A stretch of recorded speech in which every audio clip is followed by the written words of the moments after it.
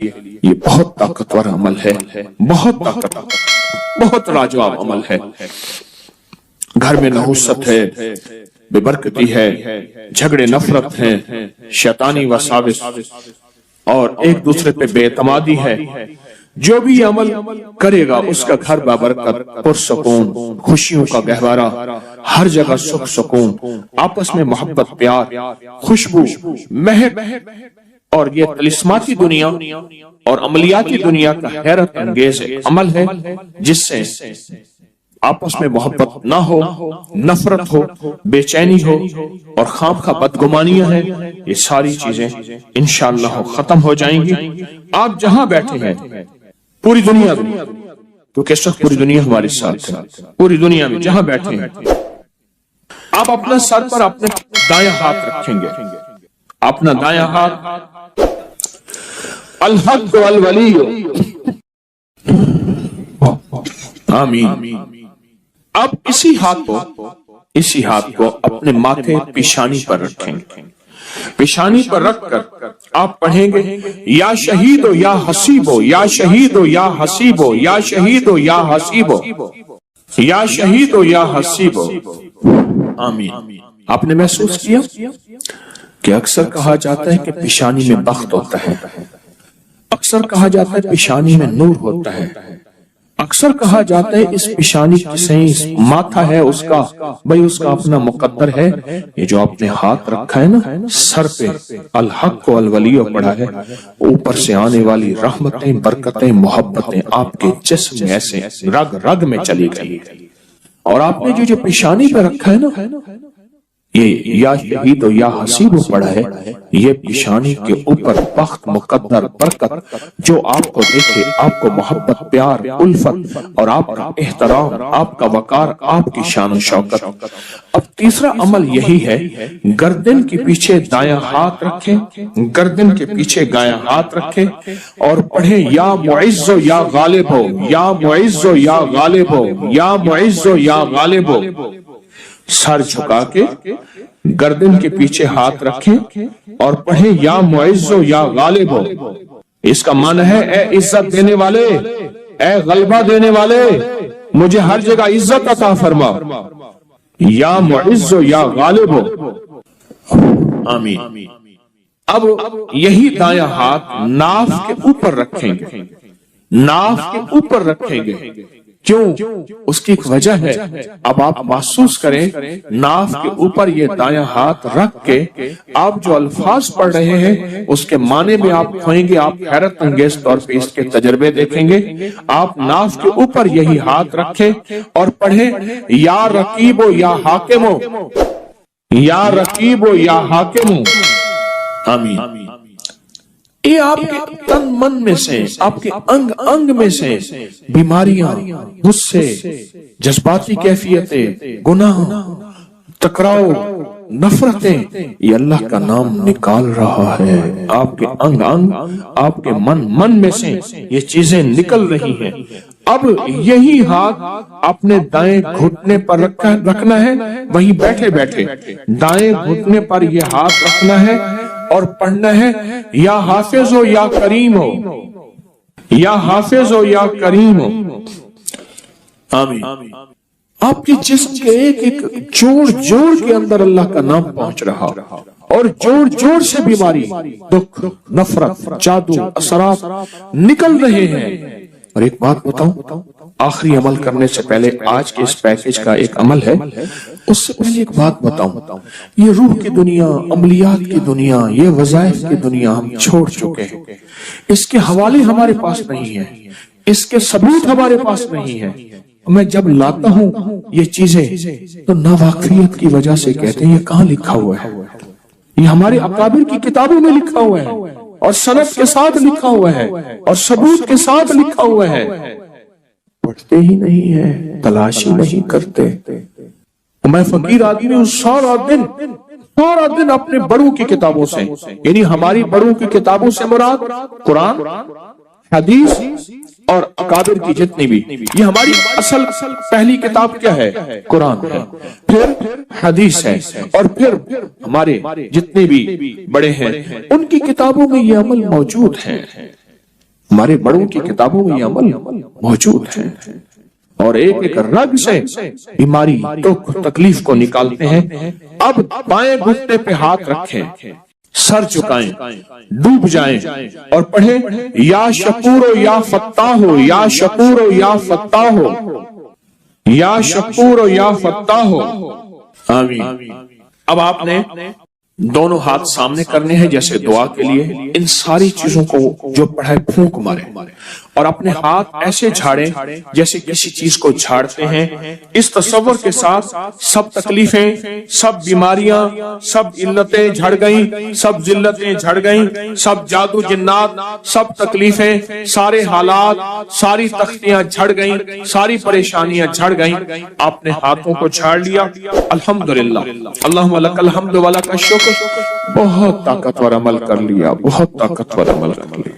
اور جو عمل اجتماعی کیا جائے اس میں کوئی رونے والا، کوئی دھونے والا، کوئی ولی، کوئی غوث، کوئی کتب، کوئی ابدال، کوئی اللہ کا پہنچا ہوا، کوئی ہستی، اس کی قبول تو سب کا قبول۔ موت کے وقت اس کو شربت پلایا جائے گا۔ میں کہ اگر یہ لوگ رجب میں ایک روزہ بھی رکھ لیتے کہ قیامت ہوگی تو پکار مچے گی، رجب کے ماننے والے کہاں ہیں؟ اور آقا نے فرمایا جنت میں ایک محل ہے، اس میں سوائے رجب میں روزہ رکھنے والے کے کوئی داخل نہیں ہوگا۔ اور آپ نے فرمایا جنت میں ایک نہر ہے، اس نہر کا نام رجب ہے، اس کا پانی دودھ سے زیادہ سفید ہے اور برف سے زیادہ ٹھنڈا ہے اور شہد سے زیادہ میٹھا ہے، اور جو رجب میں چاہے ایک روزہ بھی رکھ لے اللہ اس نہر کا پانی اسے پلائے گا۔ یہ غصے کو ٹھنڈا کرنے والی چیزیں بتا رہا ہوں۔ ابو دردہ رضی اللہ تعالیٰ عنہ نبی کریم صلی اللہ تعالیٰ علیہ وسلم کا ارشاد، جو رجب میں ایک روزہ رکھے اور اس نے اپنی تمام عمر روزے رکھے، چاہے تمام عمر روزے رکھے اور شب بیداری کرے، اللہ کی عبادت گزاری، اگر اس نے رجب میں ایک روزہ رکھ لیا آسمان سے ندا کی جاتی ہے، اے اللہ کے ولی، امت عظمیٰ کی خوشخبری سن، موت کے وقت اس کو شربت پلایا جائے گا، جنت کا شربت پلایا جائے گا، وہ سیراب مرے گا، قبر میں سیراب حاصل ہوگا اور اس سے سیراب نکلے گا، قبر کی پیاس سختی سے بچ جائے گا، موت کی پیاس اور سختی سے بچ جائے گا۔ اور یہ فرمایا یہ کرامت صرف آقا کی امت کو ملی ہے۔ حضرت صوبان فرماتے ہیں ایک دفعہ آقا چند قبروں پر سے گزرے، رو دیے۔ صوبان نے پوچھا تو آپ نے فرمایا میں نے اللہ سے دعا کی کہ ان کے عذاب میں تخفیف ہو جائے، اور صوبان اگر یہ لوگ رجب کا ایک روزہ بھی رکھ لیتے اور ایک رات عبادت کر لیتے ان پر کبھی عذاب نہ ہوتا۔ اور ایک رات سے مراد صرف رات نہیں ہے، ساری رات یہ ابھی عبادت کر رہے ہیں، ہاں یہ نہیں ہے ساری رات، شام ڈھلتے ہی مغرب کے بعد رات ہو جاتی ہے رات کا کچھ حصہ ابھی آج جیسے شب جمعہ میں ہے، رجب میں آج عبادت کر رہے ہیں، آپ کو خوش قسمتی مبارک، عبادت کر رہے ہیں، ابھی مغرب پڑھی، ابھی ہم ذکر کریں گے، عبادت کریں گے، اللہ کا ذکر کریں گے، پھر عشاء پڑھیں گے، دعا مانگیں گے، یہی تو عبادت ہے۔ میں کہ اگر یہ لوگ رجب میں ایک روزہ بھی رکھ لیتے اور عبادت کر لیتے کسی رات کی، ایک رات کی، تو ان پر عذاب نہ ہوتا۔ میں نے عرض کیا یا رسول اللہ صلی اللہ علیہ وسلم، کیا صرف ایک روزہ اور ایک رات کی شب بیداری سے عذاب قبر نہ ہوگا؟ فرمایا ہاں، قسم ہے اس کی ذات کی جس کے قبضے میں میری جان ہے، کوئی مسلمان مرد ہو یا عورت ایسی نہیں رجب میں ایک روزہ بھی رکھ لے اور ایک رات کی شب بیداری کرے مگر اللہ اس کے لیے 1 سال کی عبادت لکھے گا جس میں اس نے روزہ رکھا اور شب بیداری، 1 سال وہ جس میں ساری رات جاگا اور سارا دن روزہ رکھا، اتنا ثواب ملے گا۔ اور آپ نے فرمایا کہ اللہ کی طرف سے ایک منادی ندا کرتا ہے، اے رجب میں روزہ رکھنے والو، اللہ کی پناہ میں جنت میں داخل ہو جاؤ۔ اور ہاں فرمایا کہ قیامت ہوگی تو پکار مچے گی، رجب کے ماننے والے کہاں ہیں؟ اس وقت حجاب کے اندر سے ایک نور نکلے گا جس کے پیچھے سے جبرائیل، میکائیل، اسرافیل ہوں گے، یہاں تک کہ رجب کے ماننے والے اس نور سے گزر کر पहुंच जाएंगे जो उनके लिए तैयार किया होगा और अल्लाह को सजदा करेंगे। अल्लाह पाक फरमाएंगे तुम अपना सर सजदे से उठाओ, ये सब दुनिया में अदा हो चुके हैं, अब मनाजिल इज्जत की तरफ चलो, अब मनाजिल इज्जत की तरफ चलो, अब मनाजिल इज्जत की तरफ चलो। अल्लाह अकबर। और फरमाया मग़फ़िरत होती है और अल्लाह अंबिया की तौबा कबूल करता है। इस रजब के एक रोजे और एक थोड़ी सी इबादत से अल्लाह औलिया को दुश्मनों से छुड़ाता है। और 3 चीजें अल्लाह के जिम्मे हैं, माफी, बाकी उम्र की इस्मत, और तीसरी ये कि बड़ी पेशी, यानी रोज क़यामत प्यास नहीं लगेगी, रोज क़यामत प्यास नहीं लगेगी। ये छोटी छोटी रातें, ये छोटे छोटे दिन, ये छोटे छोटे लम्हे आते हैं, और आते इसलिए हैं हे हमें कुछ दे जाए। अगर उसका गुस्सा है भी ठंडा हो जाए, अगर उसकी नाराजगी है भी ठंडी हो जाए। अल्लाह अकबर। फरमाया, आप फरमाते हैं जिब्रील ने मुझे खबर दी है जब रजब की पहली रात होती है, अल्लाह एक फरिश्ते को हुक्म फरमाते हैं और वो पुकार कर कहता है सुन लो, तौबा के महीने का चांद निकल आया। इस महीने का अल्लाह जिब्रील आवाज देता है, सुन लो तौबा के महीने का चांद निकल आया, आ जाओ अपने लिए तौबा, उम्मत के लिए तौबा, अपनी नस्लों के लिए तौबा, अपनी पिछली नस्लों के लिए तौबा, अपने लिए, अपने लम्हों, अपनी रातों के लिए तौबा, अपने दिन के लिए नदामत और तौबा। सुन लो लोगों। जिब्रील क्या कहते हैं और पुकारते हैं कि तौबा के महीने का चांद निकल आया। बस उसके लिए बिशारत है जो इस रजब के महीने में इस्तिग़फ़ार करता है, उसके लिए बिशारत है जो रजब के महीने में इस्तिग़फ़ार करता है। गुस्से को ठंडा करने वाली ये सादतें हैं, अल्लाह को नाराज करने से दूर करने वाली ये नेमतें हैं। अजीब बात बताओ, और मैं जो शख्स ये चाहता है, ये गौर से सुनिएगा, जो शख्स ये चाहता है अल्लाह उसकी नस्लों को माजूरी और मजबूरी से बचाए, माजूर हो जाए, किसी भी चीज से माजूर हो जाए और मजबूर हो जाए। मैंने आपको अपनी मजबूरी का किस्सा सुनाया था उस दिन। माजूरी अल्लाह मजबूरी से बचाए कि बेबस हो जाए, मजबूर हो जाए। और जो शख्स ये चाहता है कि उसके माथे पे नसीब और बख्त और मुकद्दर इतना लिखा हुआ हो इंसान भी पढ़ सके, ये मेरी खुशखबरी याद रखिएगा, इतना वाज़े हो इंसान भी पढ़ सके, वक्त, नसीब, मुकद्दर, इज्जत, दौलत। और तीसरी, जो शख्स ये चाहता है उसकी पिशानी कभी सजदों से महरूम न रहे और फरिश्ते उसकी पिशानी सूंघ कर बता दें कि ये वो लोग बंदा है जिसके सजदे वाकई थे, तो फरमाया वो कभी भी जिंदगी में किसी ऐसी अल्लाह के दोस्त की महफिल को तलाश करे जो लाजिम शबे जुमा में हो। और ये वह है, अल्लाह का दोस्त मेरा मुर्शिद है, मैं उनका गुलाम हूं, अपनी नहीं कह रहा। शबे जुमा, ये है शबे जुमा, जुमेरात तस्बीह खाने में, और फिर तस्बीह खाने में दुआ होती है, थोड़ी देर की ये महफिल होती है। फरमाया आने वाले हजरात और पूरी दुनिया में इसमें शामिल होने वाले हजरात ऑनलाइन वो अपने बख्त, पिशानी पे नसीब लिखवाते हैं, सजदों की खुशबू बनवाते हैं और अल्लाह के खजानों से पाते हैं। ये वो खुशकिस्मत हैं जो शबे जुमा का इंतजार करते हैं। क्या नसीब है, क्या मुकद्दर है। आए मैं आपके खत का एक दूसरा हिस्सा भी पढ़ के सुनाता हूं और हम ऐसे ही अल्लाह से दोस्ती करें। सुने, एक बार मैं और अम्मी अपनी गंदम के खेत खाली होने पर जो पीछे बूटी और घास रह जाती है उसे आग लगा के, खेत तो खाली साफ करने के लिए आग लगाई, गंदम का ना काट के एक चीज आग लगा देते हैं, यही दाने साफ कर रहे। आग गर्मी की वजह से इतनी जल्दी फैलना शुरू हुई कि हम दोनों माँ बेटियां घबरा गईं। आग उन लोगों तक न पहुंच जाए, हमने फौरन आग को वास्ता देना शुरू कर दिया। ऐ आग, तुझे हजरत इब्राहिम का वास्ता, जिस तरह उनको नमरूद ने आग में डाला था اور ٹھنڈی ہو گئی تھی، اور بالکل اسی طرح ہم تجھے واسطہ دیتے ہیں اس اللہ کا جس کے ابراہیم پیغمبر ہیں، تو بھی ٹھنڈی ہو جا۔ ہمارا مقصد کسی کو نقصان پہنچانا نہیں، تو بھی اتنی ہی جلدی ٹھنڈی ہو جا۔ اچانک پورے کھیت کی آگ بجھ گئی، حیران ہو گئے، پورا کھیت شعلوں سے بھڑک رہا تھا۔ رحمت جوبن پہ آئی اور پریشانی ختم ہو گئی۔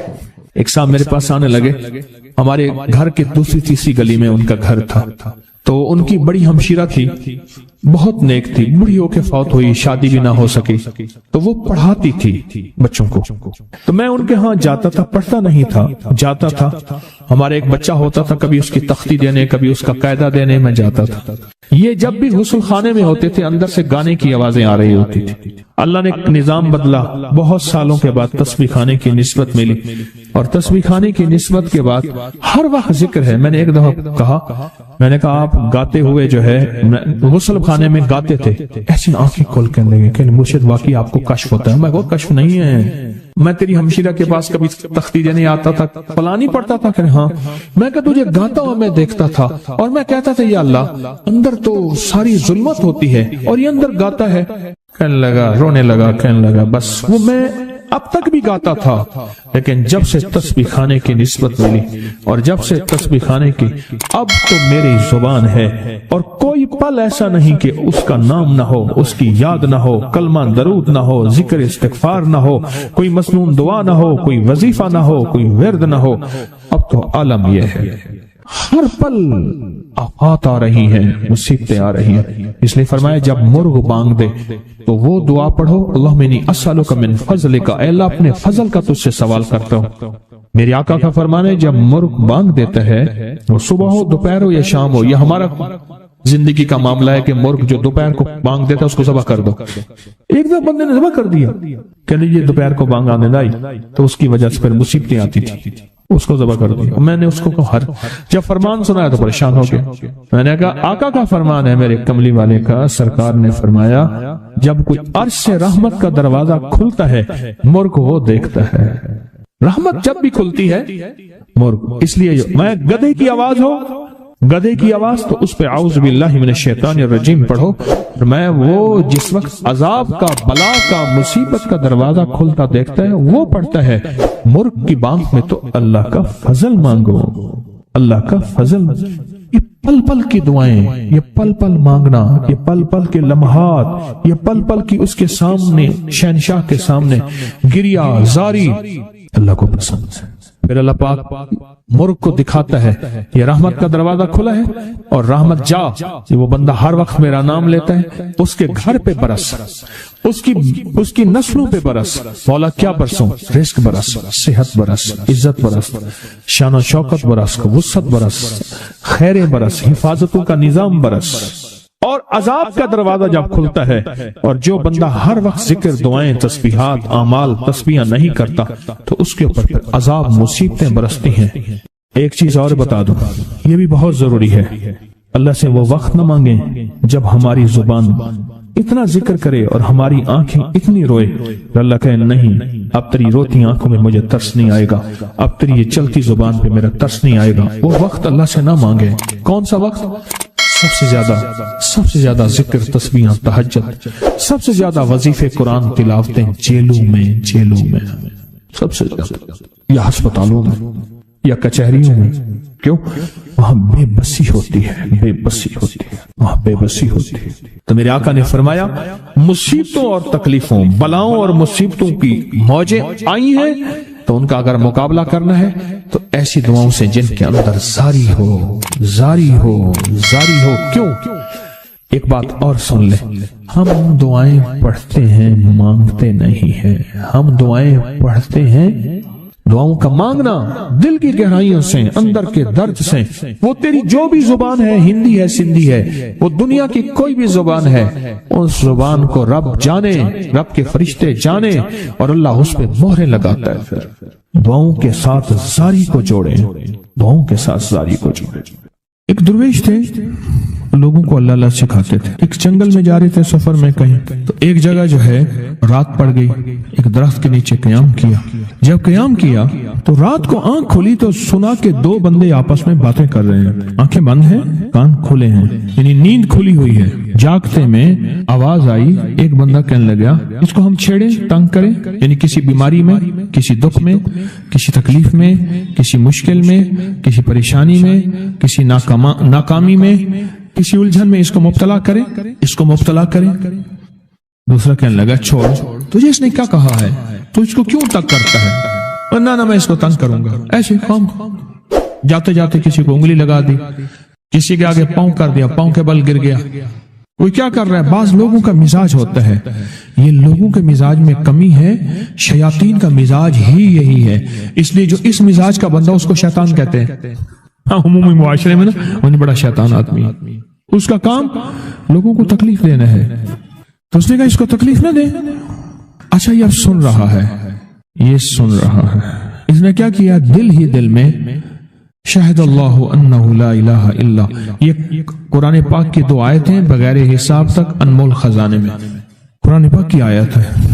یہ اس نے دل ہی دل میں پڑھ لی, بس ایک دفعہ پڑھ لی دل ہی دل میں. جب دل ہی دل میں اس نے پڑھ لی, دل ہی دل میں, جب دل ہی دل میں اس نے پڑھ لی. اب دوسرا کہتا ہے جو نیک تھا, شریف تھا, ایک شریر تھا, انہوں نے کہا اب بتا, تیری اور میری ذمہ داری ڈیوٹی لگ گئی ہے, صبح تک کسی حفاظت کرے. تجھے کہا تھا نہ چھیڑے اس کو, اب تیری میری ذمہ داری لگ گئی ہے کہ صبح تک اس کی حفاظت کرے. اس نے کیا کیا, بے بس تھا. 2 جنات ہیں, ایک شریف ہے, ایک شریر ہے, اور مجھے تکلیف دینا چاہتے ہیں, کیا کریں؟ اس نے فوراً اس ہستی کو پکارا جس نے, اس نے کہا تھا اماں. اس نے فوراً اس ہستی کو پکارا جس کے ہاتھ میں کائنات کے سارے راز, طاقتیں, قوتیں ہیں. اور اس ہستی نے کیا کیا, اب ان کی ڈیوٹی لگا دے, اب ان کی ذمہ داری لگا دے کہ صبح تک اس کی حفاظت کریں جب تک وہ نہ جاگے. پہلے دن سے ہمارے ساتھ دشمنی کا فیصلہ ہے, پہلے دن سے ہمارے ساتھ دشمنی کا فیصلہ ہے, پہلے دن سے, اور وہ فیصلہ ہو کے رہا ہے, اور اس کی وجہ سے ہم تکلیفوں, پریشانیوں, نقصانوں اور مسائل میں چلے آ رہے ہیں. اب اس کا تحفظ کیا ہے, اس کی حفاظت کیا ہے, کیا کریں؟ ایک خود لڑیں, ہواؤں سے لڑنا. ہمارے یہاں ایک مائی تھی, اس کا بیٹا تھا, کہنے لگا میرا پتر ہر وقت ہوائی نہ لڑ دے. ہر بندے سے لڑتا ہے, ہواؤں سے بھی لڑتا ہے سارا دن. تو ہوا سے کون لڑے گا؟ ہم خود کہتے ہیں ہوائی چیزیں, جنات کا نام ہم نے ہوائی چیزیں بھی رکھا ہوا ہے. یہ ایسی چیزیں جو ہوا کے جھونکے کی طرح نظر نہیں آتی.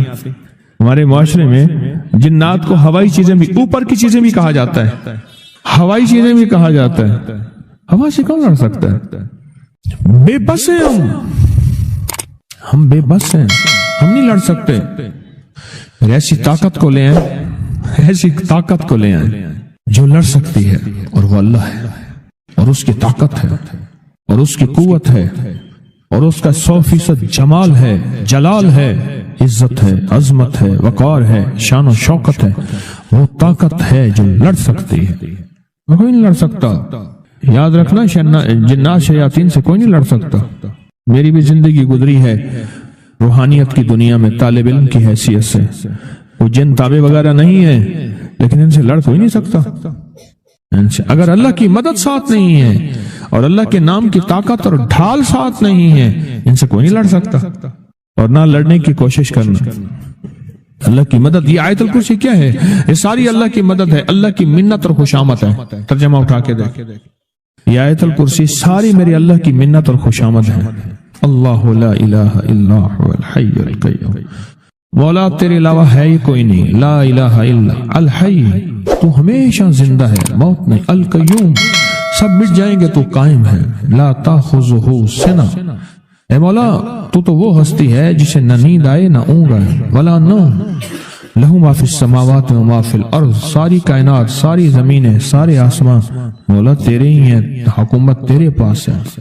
منزل الذی یشفع عندہ الا بإذنہ، کون ہے جو سفارش کرے؟ تیرا امر ہوگا تو سفارش ہوگی. تیری حکومت طاقت کے سامنے کوئی بندہ نہ ہل سکے، نہ آنکھ اٹھا سکے. یعلم ما بین ایدیہم وما خلفہم، تو ہمارا پچھلا ڈیٹا بھی جانتا ہے، تو ہمارا اگلا ڈیٹا بھی جانتا ہے. ہماری پچھلی کیمرے کی ساری ریکارڈنگ تیرے پاس ہے، ہماری اندھیرے اجالے تیرے پاس ہیں، ہماری صبح شامیں تیرے پاس ہیں، ہمارے دل کے تصورات تیرے پاس ہیں، دل کی سوچیں اور خیالات تیرے پاس ہیں. ولا یحیطون بشیء، اور تیری طاقت ہر کسی پہ غالب ہے، احاطہ کیا ہوا ہے. الا بما من علم، الا بس تیرے علم میں ہے.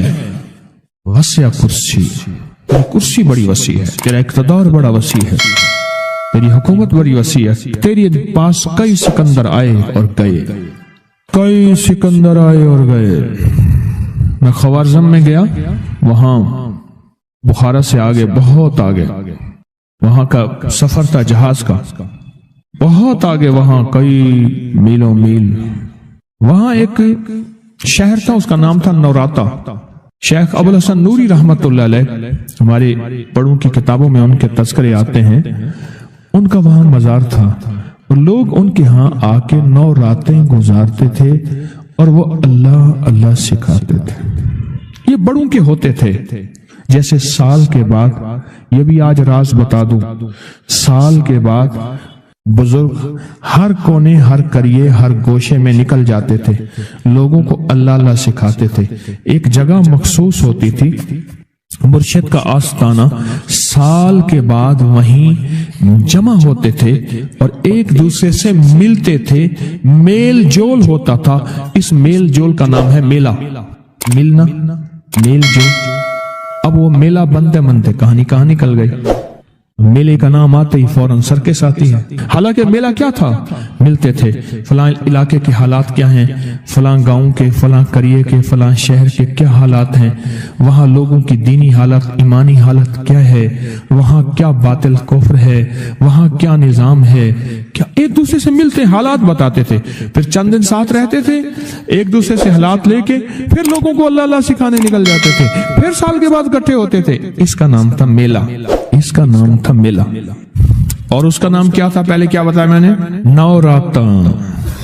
نوراتے کسی درویش کے پاس آتے تھے، اللہ کا نام بھی سکھاتے تھے، دم بھی کرتے تھے، دعا بھی کرتے تھے، اس کو اللہ اللہ بھی کراتے تھے. بھلا چنگا، صحت مند، تندرست، مسائل کو حل پا کے چلا جاتا تھا. یہ تھا نوراتا.